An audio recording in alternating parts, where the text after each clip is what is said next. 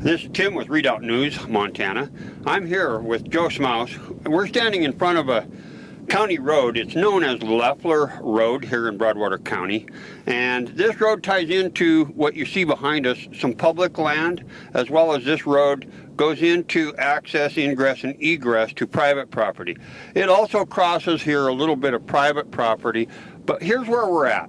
We're looking at a situation where county officials are failing to do their job, and Joe would like to just give a couple of minutes to explain really what's going on for those that don't know or would like to know. Joe, go ahead and let us know what's going on. All right. Yeah, Tim. So as most of the people that view your news here know, I've been in a fight with Broadwater County since about January of 2017 over particularly this Leffler Road and the Red Hill Road. Recently in the court battle, the court has ruled or made some rulings specifically over Red Hill Road, and the commission making a decision or determination as to my access, because I also own some private property behind us that these two roads access. But most importantly, in regards to this whole fight over Leffler and Red Hill Road, is that these are admitted county roads through interrogatories that were filed with the county on June 26th of 2019, and specifically those interrogatories, the county admits that these roads were closed in 1954 and were never abandoned. This is currently in the 1st Judicial District here in Montana, and the judge is Judge McMahon. Yes, absolutely.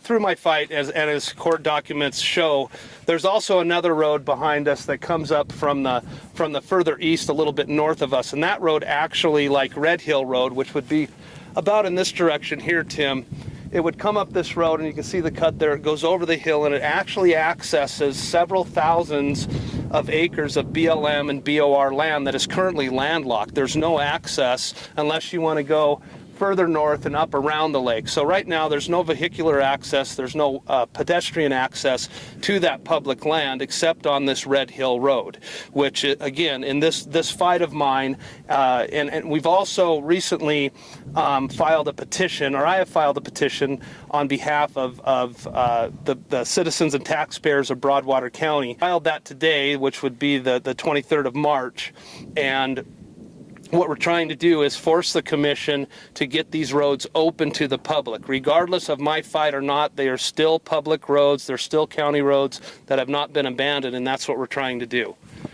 Equally important for those that are taking a look at this, if you look across the mountain, and I'll turn the camera here in a second, we have the Elkhorn Mountain Range, which has been designated as a wildlife management unit, which has denied a lot of public land access for the citizens. And what we have there is the county attorney of Broadwater County, Corey Swanson, recently brought to the commission basically his own petition to make sure that the Forest Service does not have authority to close a county road that has never been abandoned. That case is also before Broadwater County commissioners, and this really mirrors similarities going across Montana. We've been covering a story in Ravalli County with the Bugley family looking at the same thing that what we have here. You have one private property owner that says, hey, respect my private property rights, and another private property owner that says, hey, I have my rights too. And in the middle of it is government actors exceeding their authority or ignoring their duty to the people. So, Joe, is there anything else, last thing you'd like to tell the people of Montana and the northwest of this great state and this country, where we're at and where we hope to go? Well, yeah, a couple things. In regards to the county commissioners, I think the commissioners early on did some right things in this case, but I believe they got some wrong advice and were influenced specifically by County Attorney Corey Swanson.